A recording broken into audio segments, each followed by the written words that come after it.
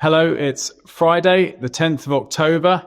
We are firmly into the final quarter of 2025 now. What I thought we'd do this week is reflect on the performance of emerging markets. You may have started to pick this up, but year to date they've done fairly well actually, having had more than a decade really in the doldrums. But as things stand to the end of September, in dollar terms, they're up nearly 30%, and in sterling terms, they're up about 20% over the same period. So they're amongst the best performing markets in the world year to date. They're outperforming a great many developed markets, which they have so perennially underperformed. And interestingly, they've in fact achieved a run of 9 consecutive positive months as well. So there's been a lot of sort of positivity, perhaps not necessarily overtly, but behind the scenes, washing through, pushing emerging markets valuations up. That's all the more interesting when you think about global trade, you think about the sort of elements that tariffs, for example, may well impact, that despite that sort of seemingly massive headwind from news flow around tariffs, emerging markets, generally sort of exporters of stuff that will be impacted by tariffs, have actually fared well year to date.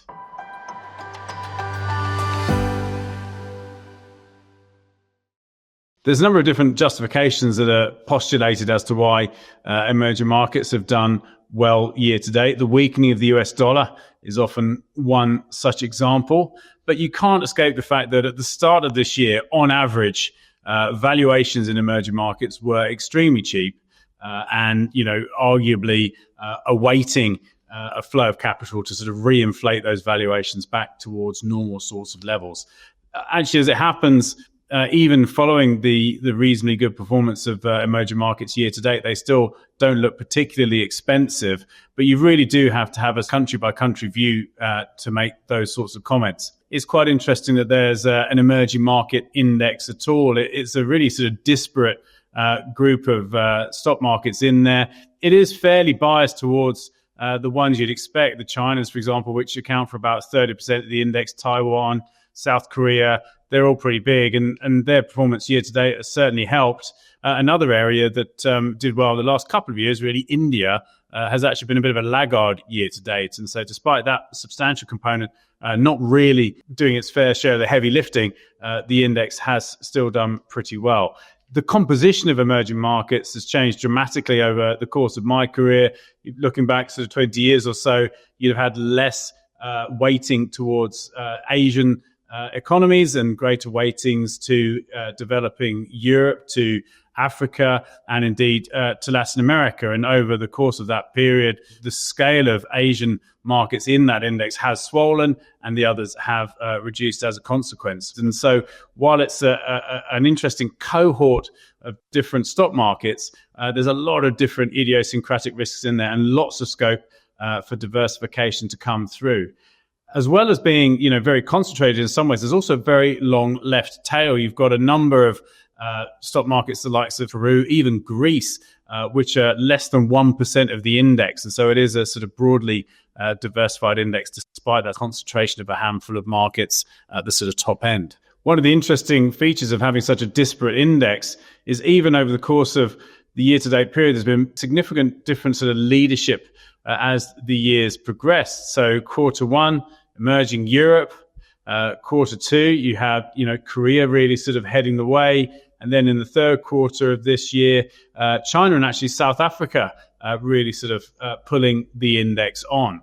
So where we are today, looking at all these different indices together, there is a sort of mixed bag in terms of opportunities, a mixed bag in terms of valuations, but the average across the index remains pretty attractive. Price earnings, for example, around about the sort of 14s. You've got a couple of bigger ones in higher multiples starting to make the US look about sort of the same level. So, in the sort of low 20s into the mid 20s, but also there's a lot of markets in the single digits. Indeed, Egypt, which again is one of those sort of smaller sub 1% allocations, Egypt's price earnings ratio is something like 6. So, there is a big range of valuations in there. And likewise on sort of price to book, for example, there are some more expensive markets, but the average across the piece is about 2.2, which is by no means particularly challenging.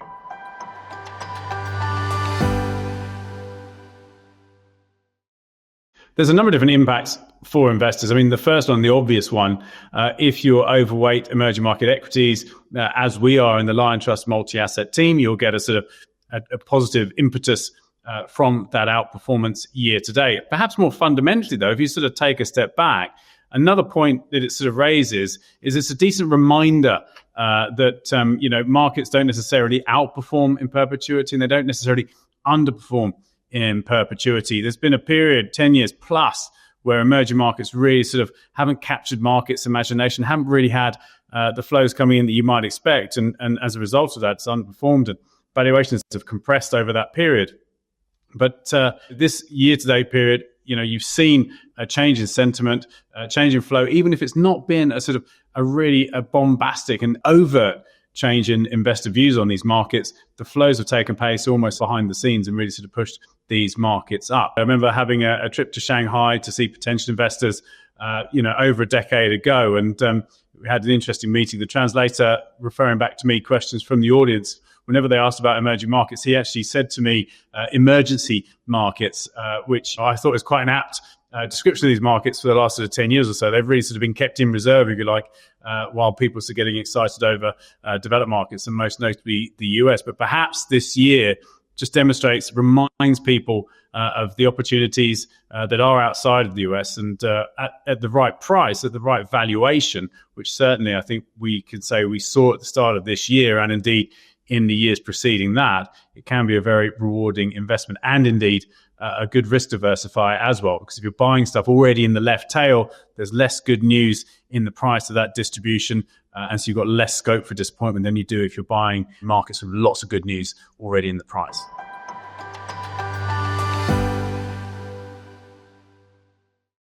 Well, we haven't done anything directly as a consequence of the performance of emerging markets year to date. We look to sort of move into positions based on our tactical process, before they become popular, and ride them as that sort of popularity plays out. And clearly we've sort of seen that come to the fore year to date. Perhaps what we can remind ourselves when looking at emerging markets is the importance of diversification. There are some significant differences between the performance of different regions. There's lots of different reasons why that might be the case. And so having a broader exposure to that market rather than having sort of rifle shots in certain areas may give you a sort of more diversified, better risk-adjusted exposure to that region. And then the other thing it can sort of remind us as well is the importance of active management, where you can use it rather than necessarily just taking the index return, having the opportunity to selectively allocate to businesses and indeed to indexes within that sort of broader regional cohort. We believe over the long run will give you scope to outperform if you choose teams with the right philosophy, process, discipline, and time horizon, an actively different approach to emerging markets. We believe will be rewarding in the long run. That's it from me. Have a good weekend when you get there, and we'll see you next time.